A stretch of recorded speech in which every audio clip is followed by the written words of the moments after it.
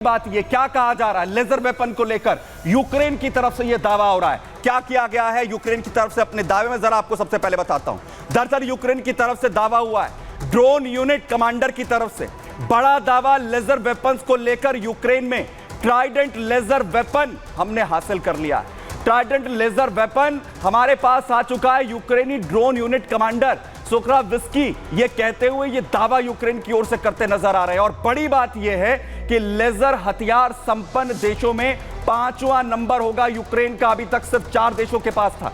वहीं 2 किलोमीटर की ऊंचाई पर अगर कोई विमान उड़ भी रहा हो, उसे भी टारगेट जो है लेजर वेपन के जरिए किया जा सकता है, उसे पूरी तरह से उड़ाया यहां पर जा सकता है। लेकिन सबसे बड़ी बात यह है कि लेजर वेपन का अगर ऐलान यूक्रेन की तरफ से हो रहा है, दावा यहां पर किया जा रहा है, चिंता बढ़ गई है।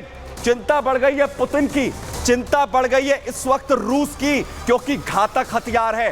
पूरी तरह से तबाही जो है वो रशिया के अंदर, रशिया रूस और साथ ही यूक्रेन के बीच चल रही जंग में तबाही ये एक गेम चेंजर के तौर पर मचा सकता है और इसीलिए पूरी तरह घबराहट है। लेकिन सबसे पहले आपको ताकत बता देता हूं, ट्राइडेंट की ताकत कितना खतरनाक है। ट्राइडेंट एक शक्तिशाली लेजर वेपन है जिसके इस्तेमाल को अब जो है यूक्रेन की तरफ से किया जा सकता है। ये जल, थल और नभ अपने दुश्मन को कहीं भी पूरी तरीके से मिटा सकता है। ये 100 किलोवाट की ताकत से वार करता है। 100 किलोवाट की ताकत से ये अटैक करता है और किसी भी इंसान को सिर्फ 3 सेकंड के अंदर जला सकता है, भस्म कर सकता है। दुश्मन ड्रोन को सिर्फ 30 सेकंड के अंदर जला सकता है। मजबूत शेल वाला अगर ड्रोन हो तो उसे गिराने में इसे सिर्फ 1 मिनट का वक्त लगेगा। वहीं शॉर्ट रेंज मिसाइल को यह महज 30 सेकंड के अंदर गिरा सकता है। और अगर आईसीबीएम जैसी मजबूत मिसाइलें भी हो तो उसे भी गिराने में ट्राइडेंट को सिर्फ 1 मिनट का वक्त लगेगा, पूरी तरह से उसे खत्म कर देगा। रूस का शक्तिशाली टैंक T-90 टैंक, जिसे जलाने में, इसे खत्म करने में यह सिर्फ 1 मिनट का वक्त देगा।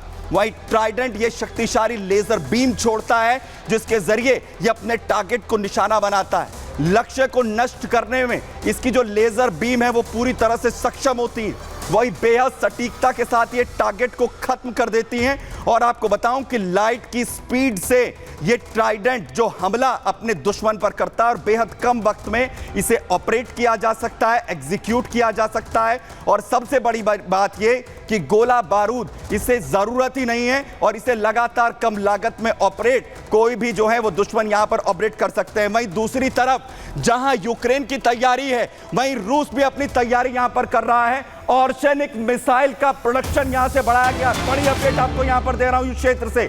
यूक्रेन समेत पश्चिम पर पुतिन की पूरी तरीके से नजर इस वक्त बनी हुई है।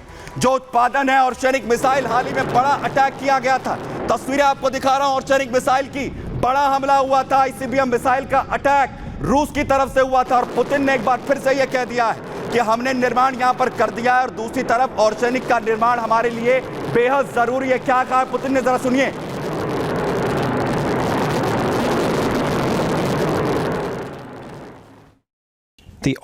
ओर्शेनिक का प्रोडक्शन हमारे और हमारे सहयोगियों की रक्षा के लिए जरूरी है। ओर्शेनिक मिसाइल सिस्टम का इस्तेमाल सिर्फ तब किया गया जब पश्चिमी लंबी दूरी के हथियारों को यूक्रेन में तैनात करने की उकसावे की कार्रवाई हुई है। आगे भी रूस की रक्षा के लिए हम ऐसा ही करेंगे।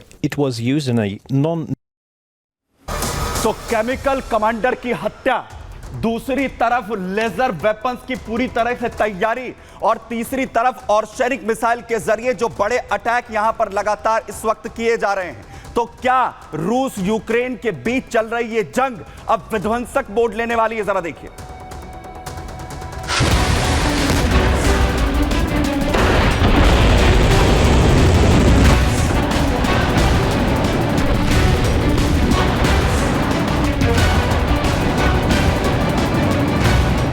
और यूक्रेन के बीच 3 साल पहले भड़की युद्ध की चिंगारी अब भयंकर आग की शक्ल अख्तियार कर चुकी है।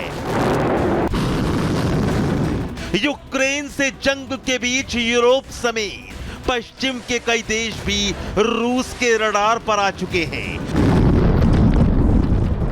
रूस और यूक्रेन के बीच जंग खत्म होने के बजाय अब और भी विध्वंसक होती जा रही है। रूस और यूक्रेन के बीच अब बारूदी लड़ाई के साथ साथ केमिकल और बायोलॉजिकल जंग का खतरा बढ़ गया है। युद्ध के बीच यूक्रेन पर रूस ने उसके परमाणु बमों के रक्षक इगोर किरिलोव की हत्या का आरोप मढ़ दिया है। क्रेमलिन से 7 किलोमीटर दूर मॉस्को में इलेक्ट्रिक स्कूटर में छिपाकर रखे गए बम से रूसी लेफ्टिनेंट जनरल इगोर किरिलोव को उड़ा दिया गया। मॉस्को में रूसी जनरल इगोर की हत्या से हड़कंप मच गया। तो वही सवाल अब यही है कि पुतिन अपने जनरल की मौत का बदला कैसे लेंगे? क्या पुतिन अब यूक्रेन में विध्वंस मचा देंगे? क्योंकि जंग के बीच जैविक, रासायनिक और परमाणु हथियार यूनिट के चीफ का मर्डर पुतिन के लिए किसी झटके से कम नहीं है।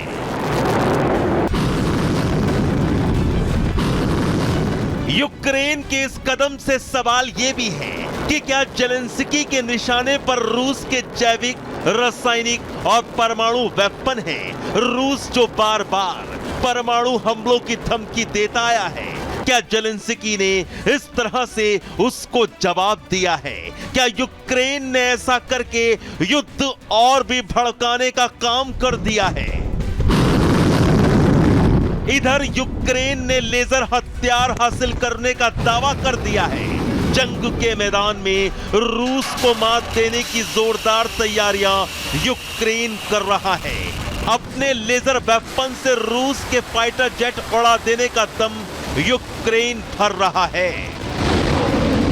यूक्रेन को जवाब देने के लिए पुतिन एक बार फिर सक्रिय हो गए हैं और अपना मिसाइल असलाहा बढ़ाने के लिए धड़ाधड़ खतरनाक हाइपरसोनिक और ओरेशनिक मिसाइल का प्रोडक्शन शुरू कर दिया है। रूस और यूक्रेन युद्ध परमाणु जंग के मुहाने पर खड़ा है और इस न्यूक्लियर वॉर की आहट से पूरी दुनिया दहशत में है। Bureau report, Republic Bharat.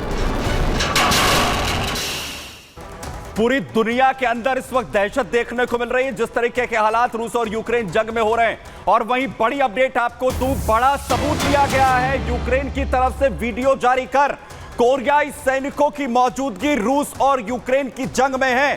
दावा लगातार किया जा रहा था और पहली बार तस्वीरें यहां पर जारी की गई हैं और जिसमें यूक्रेन ये दावा कर रहा है, खुद जेलेंस्की की तरफ से वीडियो पोस्ट कर कहा गया है कि इनके चेहरे तक जलाए जा रहे हैं। तस्वीरें फुल फ्रेम जरा दिखाइए प्लीज, फुल फ्रेम जरा तस्वीरें जहां पर यूक्रेन युद्ध में नॉर्थ कोरियाई सैनिकों के होने का दावा यहां पर हो रहा है,